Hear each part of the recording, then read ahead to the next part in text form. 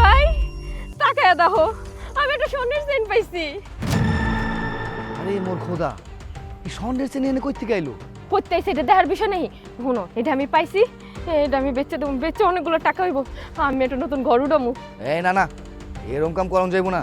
হন, আমরা কিন্তু মালিকের এখানে কাম করতেছি। এই স্বর্ণের চেনটা যদি এখানে পাইছোস, তার মানে এটা মালিককে ফেরত দিতে হইব। তুই দে আমার দে। কি লেগে মালিককে ফেরত দিতে যাবো? চেইন পাইছি আমি, মালিকের চেইন না যাই যার চেইন হোক, এত আমি ফেরত দিব না। এইটা আমি বেচে আমি ঘর উঠামু। এই দে, কি করতেছস? ঘর উঠাবি, বাড়ি উঠাবি, লোভ করস? হ্যাঁ, ছি ছি ছি ছি ছি, তোর এত লোভ কেন রে? হন, আমি কি কই, এই কথা কিন্তু কাউরে কইস না। হ্যাঁ, কেউ জানলে কিন্তু ঝামেলা হয়ে যাবো।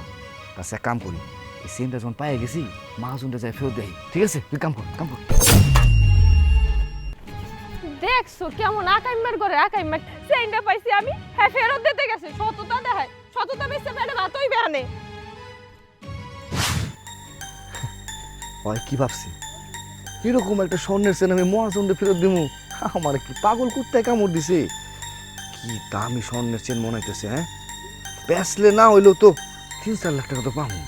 এটা দিয়া আমি এইসব রাজমিস্ত্রি কাম ছাইরা দিয়া ব্যবসায় লাগিয়া পড়ব। যাই, মহাজনটা কি চেন দিব? দিব তো স্বর্ণ কাছে। যাই খা। সাব্বির ভাই, সাব্বির ভাই, ও সাব্বির ভাই। কিরে এত চিল্লাচিল্লি করতেছিস কেন সকাল সকাল? আসসালামু আলাইকুম। ওয়ালাইকুম আসসালাম। সাব্বির ভাই, আপনার দোকানে গেছিলাম, দোকানে আপনার পাইলাম না, তাই ভাবলাম যে আপনার বাড়িতে আয়া পড়ি। জমির উপরে বাড়ি উঠাইতেছিলাম, টাকা পয়সা তো নাই, জোকালির কাম করে কয় টাকায় পাই কন? বইয়ের একটা স্বর্ণের চেন আছিল, তাই ভাবলাম এটা বেচাই বাড়ি কামটা শুরু করি। একটু দেখেন না এনে কয় বড়ি হইব?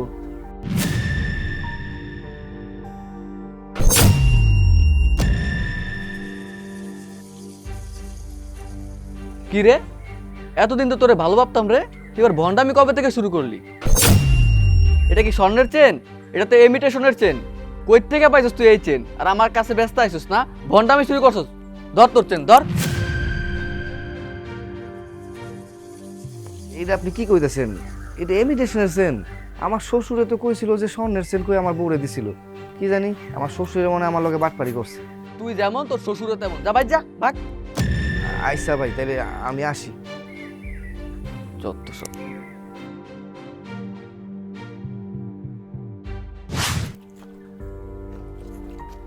কি দিয়েছো না চেইনটা? হ্যাঁ, মহাজনের কাছে দেশে তোমারে 500 টাকা তোমারে বকশিশ দিছে, খুশি হয়ে ধরাই দিছে। হ্যাঁ সাকিব ভাই, কি লাগে তুমি যে চেইনটা দিয়েইলা?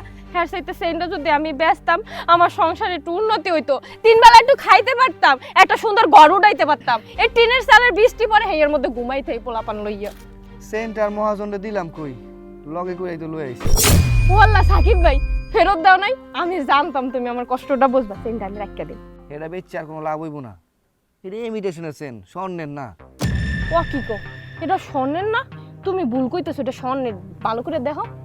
ভাবছিলাম স্বর্ণের চেন, কাউরে কোনো কিছু না কইয়া তোরে মিথ্যা কথা কমু মহাজনরে দিছি।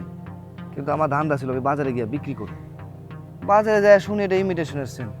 হ্যাঁ, আমার কি আর 5 টাকাও দিব? দিল না তো। পরে আর কি করুম, চেনটা লয়ে আয়া পড়লাম।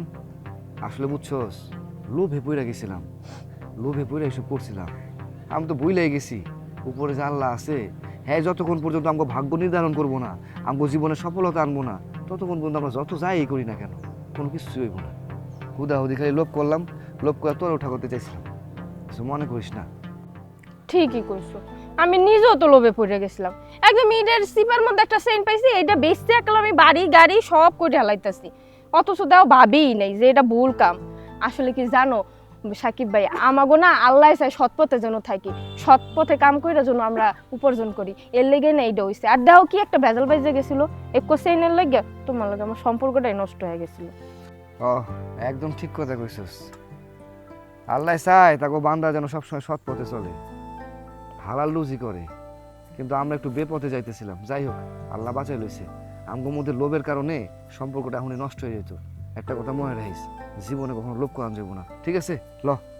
দিন শেষে যে হাজিরা পাবো, এটা দিয়ে বাজার সদাই করার লাগবো।